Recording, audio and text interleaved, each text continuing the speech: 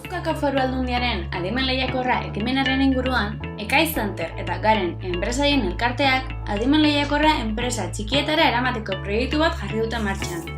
Baina, zein tresna erabilitzakete enpresa txikiek adimen lehiakorra inplantatzerako orduan? Adimen lehiakorreko tresnak ezinbestekoak dira informazioa jaso, prozesatu eta transformatzeko. Jarraian, tresna gehigarriak aipatuko ditugu. Lehenik eta behin, bilatzaile espezializatuak.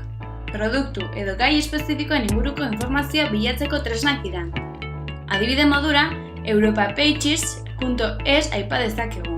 Europako 3 milioi enpresa daude erregistraturik orrialde honetan, eta honen bidez, produktu, zerbitzu, jarduera edo enpresan inguruko informazio zehatza jaso dezakegu. Bestalde, patent scopen bidez, nazio zein nazioz kanpoko patenteen inguruko informazioa jaso dezakegu. Bigarrenik, datu base espezializatuak. IPyme web orrian, enpresa txiki eta ertainentzako laguntza estatistika edota neurri administratiboen inguruko informazioa bildu dezakegu.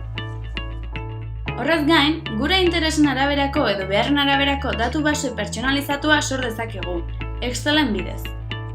Hirugarrenik, meta bilatzaileak. Hauen bidez, bilaketa bat era sistematizatuan egin dezakegu hainbat bilatzaileen bidez. Adibide modura, OVTT zientzia eta teknologia meta bilatzailea, Enbiomania enpresa mezularien bilatzailea edota Kelisto telefonia, aseguru, finantza zerbitzu eta gas tarifen bilatzailea.